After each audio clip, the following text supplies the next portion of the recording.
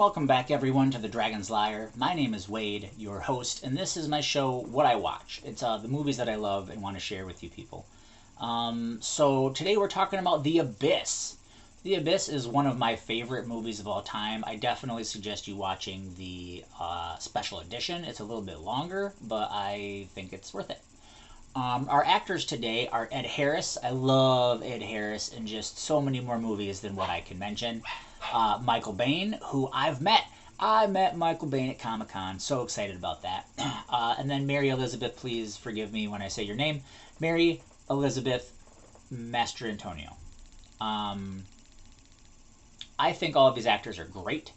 I think Mary Elizabeth was also great in the Kevin Costner Robin Hood Prince of Thieves. And Michael Biehn has been wonderful in so many things, including his showing in The Mandalorian recently in the past couple of years. I love all these actors. I love their performances in this movie. Great performances.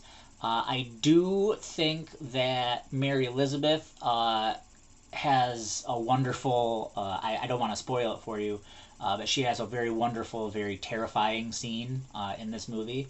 And then I really have to give it to Ed Harris because there's actually a scene in this movie when he was acting it. He screamed so loud and so often that he sprained or blew out, whatever the right term is. He hurt his voice box. And so they actually had to film other things for a few days to give him a chance to recover his voice. Because that's how intense he was into this scene. Which just is part of the reason why I love Ed Harris. Rotten Tomatoes says that they gave this an 88%, an audience score of 83.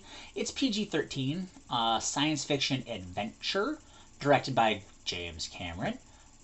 Release date August 9th, 1989.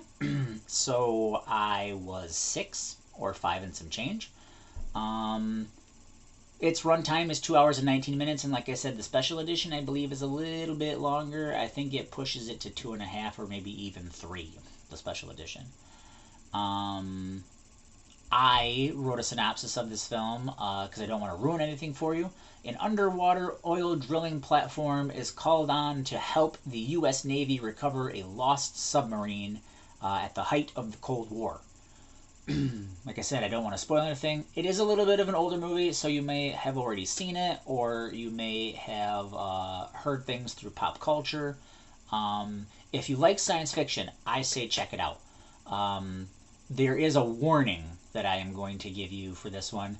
If you are scared of deep water, claustrophobia, or drowning, maybe this movie is a pass for you, because it definitely includes all of those things.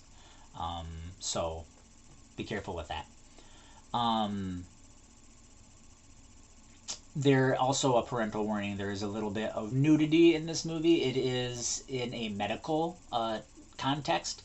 So somebody drowns and is being defibrillated, and so they have to remove that person's clothes. It happens to be a lady, and it's in a medical context, but it's still there.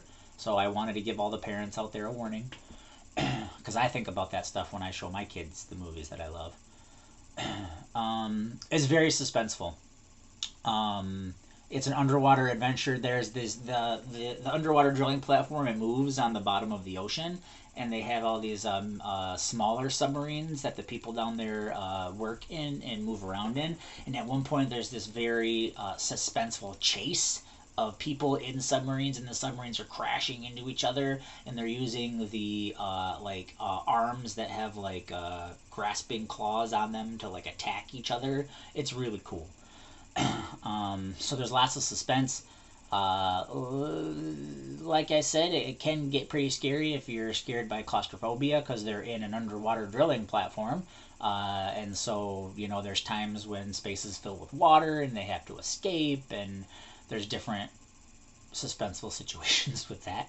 There's also a very powerful, very real romance here between Ed Harris's character and Mary Elizabeth's character that I feel, man, is just so realistic. You know how when you were a kid and you didn't really have any idea what mature relationships were like, and so your parents are obviously in a mature relationship, or one of your parents and somebody else, and you just don't have any idea of like how they relate to each other. But when you get older, like you realize and you think back. So what I'm saying is the relationship between Ed Harris's character and Mary Elizabeth's character is just so genuinely real and so genuinely, I'm going to say mature, because what I mean is it's like how real grown adults have relationships. Like it's not some like idealized, fluffy, rainbow, sugar covered version. It's not. It's very real.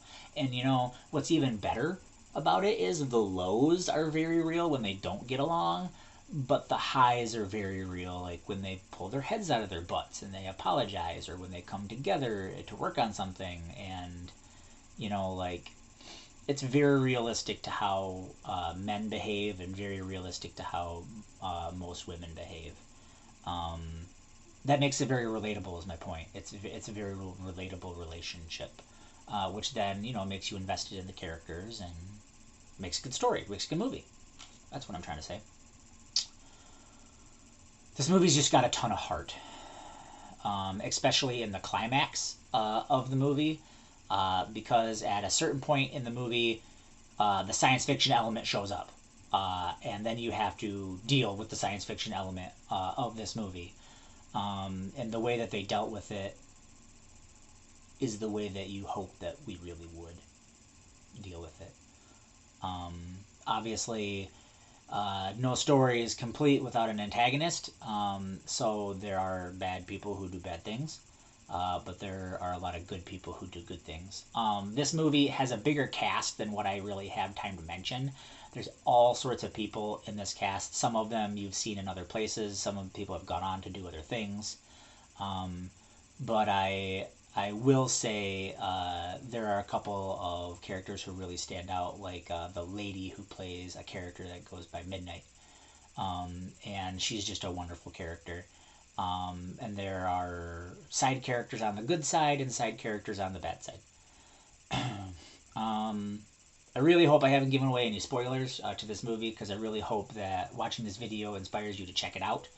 I will say that I have used this movie before in the past as a good, not first date, but as a good like, hey, come over to my house and let's watch a movie, because I'm a movie person.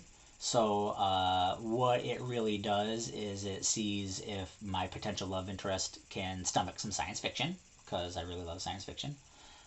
If she's a movie person, because of the runtime. Like I said, one version is 2 hours 19 minutes, and I'm pretty sure the special edition is closer to 3 hours.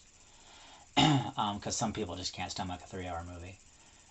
And then to see if the person whom I'm showing it to can look through the science fiction to see that this is a much deeper movie with a huge heart that just tells a great story. It's a loving story. Love wins. It's very realistic.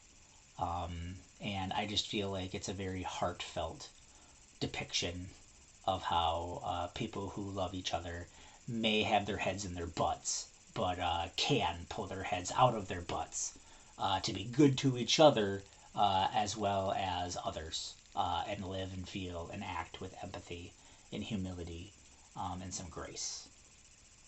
And all of those things I feel are very good things. And for all the stuff that pop culture and media and movies shove down our throat, I think all those things are very valuable things to have, which is why I love James Cameron's The Abyss. We here at The Dragon's Lair understand that you are a very busy person. You probably have adult relationships, maybe even kids, pets, work, school, maybe all that stuff rolled into one. So your time is very precious. And we want to say thank you for spending your time here with us at The Dragon's Lair.